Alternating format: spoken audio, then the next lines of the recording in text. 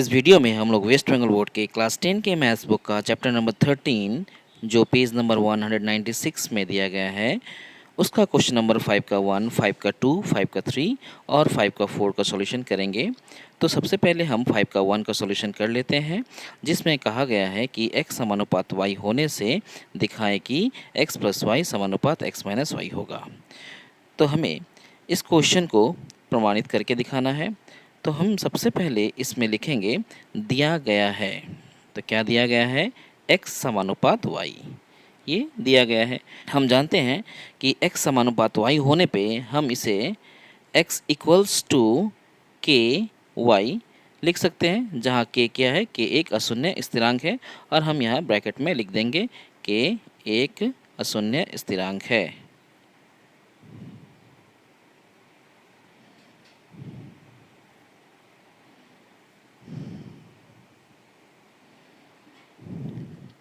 यहाँ पे हमने लिख दिया कि एक अशून्य स्थिरांक है और इसी को हम समीकरण नंबर 1 नाम दे देंगे। अब हम इसकी सहायता से जो प्रमाणित करने के लिए कहा गया है उसे प्रमाणित करेंगे। यहाँ पर हमें लिखना पड़ेगा कि हमें प्रमाणित करना है, प्रमाणित करना है।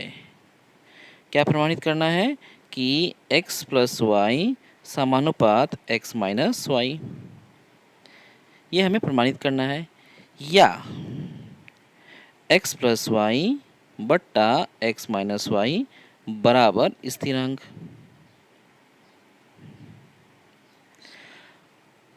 x प्लस वाई समानुपात x माइनस वाई प्रमाणित करने के लिए अगर हम ये प्रमाणित कर दें कि x प्लस वाई बट्टा x माइनस वाई का जो मान है वो एक स्थिरांक है, तो इसी से प्रमाणित हो जाएगा कि x प्लस वाई समानुपात x माइनस वाई। तो हम प्रमाणित करेंगे कि x प्लस वाई बट्टा x माइनस वाई का मान किसके बराबर है? स्थिरांक के बराबर है। तो ये प्रमाणित ही करना है और इसे प्रमाणित करने के बाद ही हमारा जो प्रमाण करना है x प्लस वाई समानुपात x माइनस वाई वो हो जाएगा। तो हम इसे प्रमाणित करते हैं। यहाँ पर लिखेंगे हम अब x प्लस वाई बट्टा x माइनस वाई। हमें क्या करना है? हमें समीकरण 1 में जो x का मान आया है वो है x इक्वल्स टू के वाई, तो x के जगह पे के वाई बैठा देना है यहाँ पर। तो x ये जो दिख रहा है हम इस x के जगह पे के वाई बिठा देंगे और प्लस लगाएंगे, y के प्लेस पे y लगा देंगे, बट्टा है तो बट्टा लगा देंगे। यहाँ पे x है तो x के प्लेस में हमें के वाई बिठाना है, जैसे कि समीकरण नंबर 1 में कहा गया है। माइनस है तो माइनस लगा देंगे, y है y लगा देंगे। तो हमने यहाँ पे x का मान समीकरण 1 से बैठाया।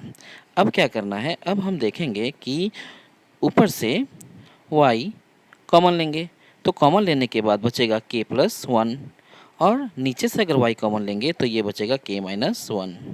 यहाँ पे हमें एक लाइन लिख देना चाहिए कि x का मान बैठाने पर, x का मान बैठाने पर।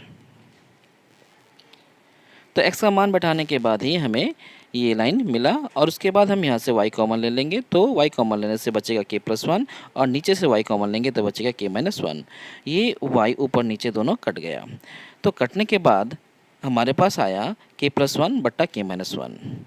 अब हम एक चीज़ नोटिस करेंगे कि ये k जो है वो एक स्थिरांक है और उस स्थिरांक में अगर हम 1 को ऐड करें तो वो भी स्थिरांक होगा, क्योंकि 1 भी स्थिरांक है, k भी स्थिरांक है और दो स्थिरांकों का योगफल भी स्थिरांक होता है। ठीक इसी तरह से नीचे में k एक स्थिरांक है और 1 भी एक स्थिरांक है और दो स्थिरांकों का वियोगफल वो भी एक स्थिरांक होता है। तो इस तरह से हम ये देखते हैं कि ऊपर में भी स्थिरांक आएगा, नीचे में भी स्थिरांक आएगा और इन दोनों स्थिरांकों का भागफल भी स्थिरांक होगा। इससे ये पता चलता है कि यहाँ पे जो k plus 1 by k minus 1 आया, ये क्या है? ये एक तरह का स्थिरांक है। तो हम यहाँ पे लिख दिए स्थिरांक और हमें यही प्रमाणित करना था। तो हमारे पास अब ये प्रमाणित हो गया कि x प्लस वाई बट्टा x माइनस वाई बराबर स्थिरांक। तो यहाँ पर हम लिख सकते हैं कि अतः x प्लस वाई समानुपात x माइनस वाई, क्योंकि x प्लस वाई बट्टा x माइनस वाई का मान क्या आ गया? स्थिरांक आ गया। इसीलिए यहाँ पे हम लिख पाएंगे कि x प्लस वाई समानुपात x माइनस वाई और यही हो गया प्रमाणित। क्वेश्चन नंबर 5 का 2, इसमें कहा गया है ए समानुपात 1/c कॉमा सी समानुपात 1/b होने से दिखाएं कि ए समानुपात b होगा। तो हम इसे प्रमाणित कर लेंगे। यहाँ पे हमने लिखा दिए गए शर्तों के अनुसार क्या है, तो a समानुपात 1/c है, a समानुपात 1/c है। हम जानते हैं कि इस समानुपात के चिन्ह को हटाने के लिए हमें इक्वल के साथ साथ स्थिरांक लगाना पड़ेगा। तो हम यहाँ पे लिखेंगे a इक्वल्स टू k1 और 1/c जैसे है वैसे ही लिखा। k1 क्या है, तो k1 एक अशून्य स्थिरांक है, हम उसे यहाँ पे लिख लेंगे। k1 एक अशून्य स्थिरांक है, तो यहाँ पे हमें इसको लिख लेना होगा। ठीक दूसरे शर्त में जो दिया गया है उसे भी लिखना है। तो पहले हम इसका नाम समीकरण नंबर 1 रख देते हैं और जो दूसरा समीकरण है उसे अब लिखते हैं। फिर c समानुपात 1/b, ये दूसरा कंडीशन दिया गया है, इसे भी हम ऊपर वाले की तरह ही समीकरण बदल लेंगे। और समीकरण बदलने के लिए हम इक्वल साइन लगाएंगे, साथ ही साथ एक स्थिरांक का भी इस्तेमाल करेंगे। हमने यहाँ पे k1 इस्तेमाल किया, अब यहाँ पर k2 का इस्तेमाल करेंगे और जैसे कि 1/b लिखा गया है हम यहाँ पे 1/b भी लिख देंगे। और k2 क्या है, k2 एक अशून्य स्थिरांक है, हमें इसे भी यहाँ पे लिखना है कि k2 एक अशून्य स्थिरांक है और इसे हम नाम दे देंगे समीकरण नंबर 2। तो समीकरण 1 और समीकरण 2, ये दो इक्वेशन हमारे पास आ गया है। अब इन दोनों समीकरणों का इस्तेमाल करके हम ये प्रमाणित करेंगे कि a समानुपात b है। अब हम यहाँ पे लिखेंगे कि c का मान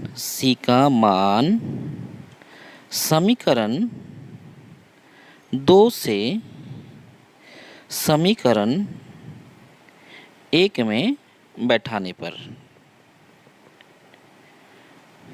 तो यह हमें लिख लेना है। और फिर हम इस c का जो मान आया है, इस c का मान को समीकरण 1 में c की जगह पे बैठा देंगे। तो बैठाते हैं, तो समीकरण 1 में कहा गया है a इक्वल्स टू k1 1, और यहाँ पे जो ये c दिख रहा है ना, इस c के प्लेस में हमें k2 इंटू 1/b लिख लेना है। तो हम इसे लिखेंगे k2 इंटू 1/b। अब हम इसे कैलकुलेशन करेंगे। कैलकुलेशन करने के लिए k1 के नीचे k2 आ जाएगा और ये जो 1/b है ये उल्टा होके ऊपर जाएगा और b बन जाएगा और लेफ़्ट साइड में a ही रहेगा, हमें यहाँ पे और लिख लेना है।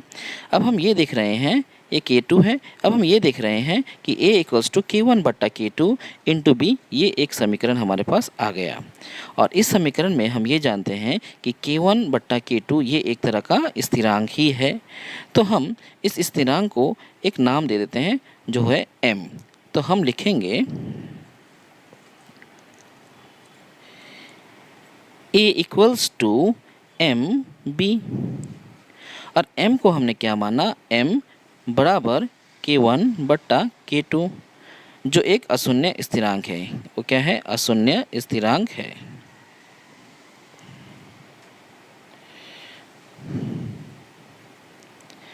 तो यहाँ पे हम देख रहे हैं कि a इक्वल्स टू mb हो गया। तो हम कह सकते हैं कि a और b एक दूसरे के साथ सरल समानुपात में होंगे, यानी हम लिख सकते हैं a समानुपात b, क्योंकि हम ये भी जानते हैं कि दो चल राशि को अगर हम a इक्वल्स टू mb के फॉर्म में लिख पाते हैं तो वो ये दर्शाता है कि a और b एक दूसरे के साथ सरल समानुपाती हैं। तो इससे हमारा इस समीकरण का प्रमाण मिल जाता है और यहाँ लिख देंगे हम प्रमाणित। तो ये सॉल्यूशन हमारा कंप्लीट हो गया। 5 का 3, यदि a समानुपात b कॉमा b समानुपात 1/c एवं c समानुपात d हो तो a और d के बीच परिवर्तन संबंध लिखें। तो ये हमें सॉल्यूशन करना है। तो यहाँ भी हम दिए गए शर्तों के अनुसार लिख लेंगे। तो हम इसे लिख लेते हैं। तो यहाँ पे हमने लिखा दिए गए शर्तों के अनुसार। तो पहला शर्त क्या है, a समानुपात b, तो हम यहाँ लिखेंगे a समानुपात b।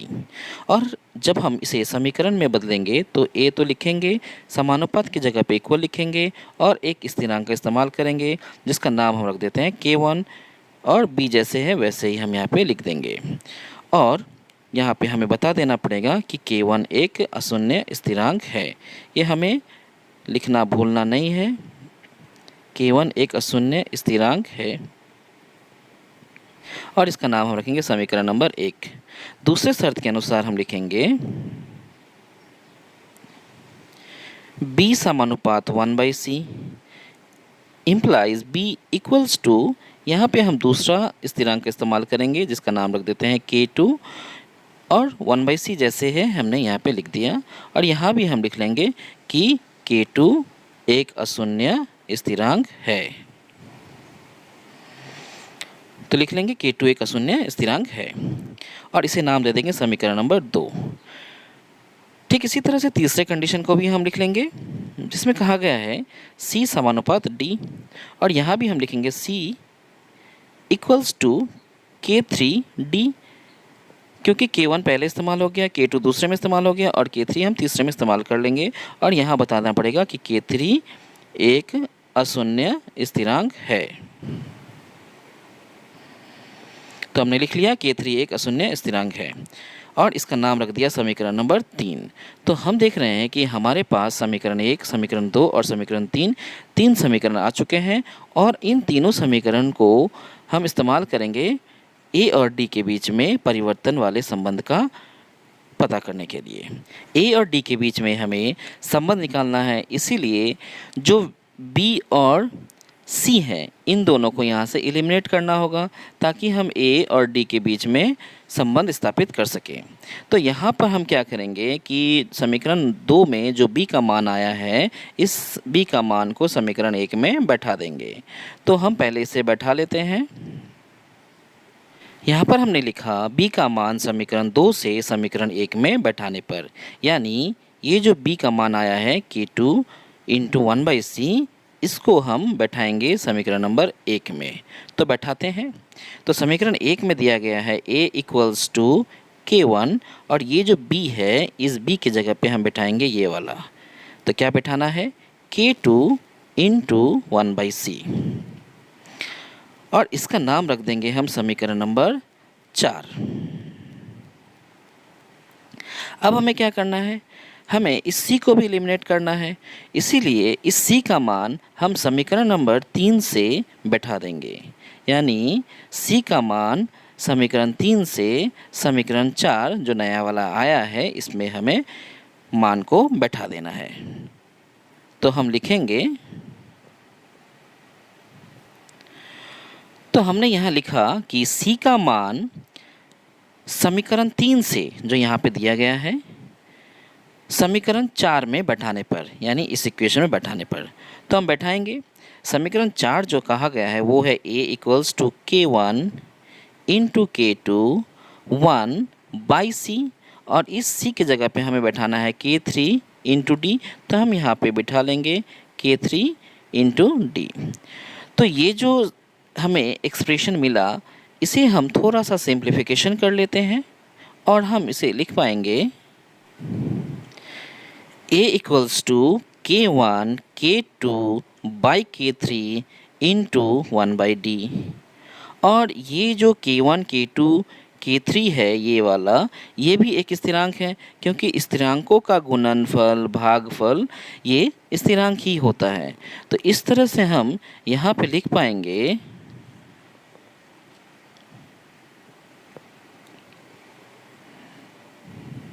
a equals to m into 1/d और ये m क्या है, तो m बराबर है k1 k2 बट्टा k3 और ये अशून्य स्थिरांक है। यहाँ पे हम लिख लेंगे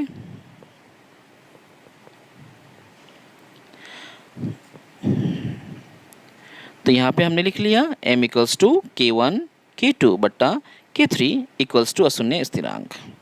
तो नियम के अनुसार हम जानते हैं कि a equals to m into 1/d ये आ गया। तो अगर ऐसा आता है तो ये इक्वल साइन और इस स्थिरांक इन दोनों को हटाकर हम यहाँ पे समानुपात का चिन्ह लगा सकते हैं और राइट साइड में 1/d बचा तो हम 1/d लिख सकते हैं। तो इस तरह से हम देख रहे हैं कि a समानुपात 1/d ये आ गया इसका मतलब ये हुआ ए और डी एक दूसरे के साथ विलोम संबंध युक्त परिवर्तन के अंतर्गत आता है। यानी ए और डी के बीच में कौन सा संपर्क है, तो ए और बी एक दूसरे के साथ व्युत्क्रमानुपाती संपर्क में है। तो फाइनल स्टेटमेंट हम ये लिख लेंगे कि ए और डी के बीच व्युत्क्रम समानुपात है, यानी ए और डी जो चल राशि हैं वो एक दूसरे के साथ विलोम अनुपात वाले संपर्क में है। 5 का 4 इसमें कहा गया है x समानुपात y, y समानुपात z, z समानुपात x हो तो परिवर्तन स्थिरांकों में संबंध ज्ञात करें। तो यहाँ भी हम दिए गए शर्तों के अनुसार लिखेंगे कि दिया गया है, तो क्या दिया गया है, x समानुपात y, x समानुपात y, और हम जब इसे समीकरण में लिखेंगे तो हमें लिखना पड़ेगा x equals to k1 y, और ये k1 क्या है, एक अशून्य स्थिरांक है। हमें यहाँ पे लिख लेना है कि k1 एक अशून्य स्थिरांक है। यहाँ पे हमने लिख लिया k1 एक अशून्य स्थिरांक है, और इस समीकरण को हम नाम दे देंगे 1। दूसरे शर्त के अनुसार कहा गया है कि y समानुपात z, यहाँ भी हम लिखेंगे y इक्वल्स टू k2z, और k2 क्या है, k2 भी एक अशून्य स्थिरांक है, और हमें यहाँ लिख लेना है कि k2 एक अशून्य स्थिरांक है, और इसे नाम रख देना है समीकरण नंबर 2। तीसरा शर्त भी दिया गया है जिसके अंतर्गत कहा गया है z समानुपात x, और यहाँ भी हम इसे जब समीकरण में बदलेंगे तो हमें लिखना पड़ेगा z equals to k3 into x, और k3 क्या है, k3 एक अशून्य स्थिरांक है, ये भी हमें यहाँ लिख लेना है।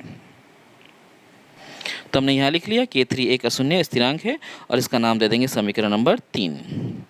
हमें इन तीनों समीकरणों को इस्तेमाल करना है, और जो परिवर्तन स्थिरांक हैं k1, k2, k3, इनके बीच में क्या संबंध है ये पता करना है।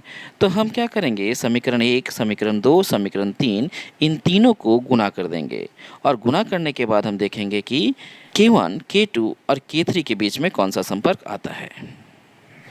यहाँ पर हम समीकरण 1, समीकरण 2 और समीकरण 3 को गुणा करेंगे। जो समीकरण 1 में कहा गया है कि x इक्वल्स टू k1y, समीकरण 2 में कहा गया है y इक्वल्स टू k2z, और समीकरण 3 में कहा गया है z इक्वल्स टू k3x। तो हम इसे गुणा करते हैं।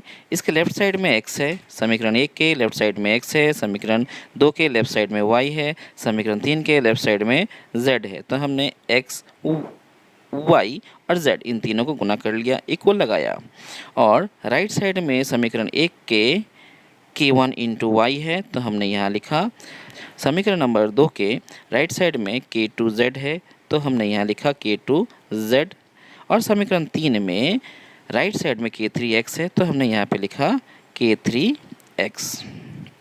तो इस तरह से जो समीकरण हमें प्राप्त हुआ वो है x y z equals to k1 k2 k3 into x y z, क्योंकि यहाँ x है, यहाँ y है, यहाँ z है, तो यहाँ लिखा, और k1 k2 k3 को एक साथ लिख दिया। अब हम देख पाएंगे कि लेफ़्ट साइड में जो x है वो इस x के साथ, ये लेफ़्ट साइड का y इस y के साथ, और लेफ़्ट साइड का z इस राइट साइड के z के साथ कट हो जाएगा। फाइनली हम ये देख पाएंगे कि लेफ़्ट साइड में बचेगा 1 और राइट साइड में बचेगा k1 k2 k3। तो यहाँ पे हम देख रहे हैं कि k1 k2 k3 जो तीन स्थिरांक हैं दिए गए शर्त के अनुसार, उन तीनों स्थिरांकों का गुणनफल किसके बराबर है, 1 के बराबर है। तो जैसे कि हमें कहा गया था कि तीनों स्थिरांकों में क्या संबंध है ज्ञात करें, तो हम लिखेंगे कि तीनों स्थिरांकों का गुणनफल 1 होगा। तो यहाँ पे हमें लिख देना पड़ेगा कि तीनों परिवर्तन स्थिरांकों का गुणनफल 1 होगा, जैसा कि हमने इस समीकरण में देखा। तो ये क्वेश्चन का सॉल्यूशन हमारा कंप्लीट हो जाता है।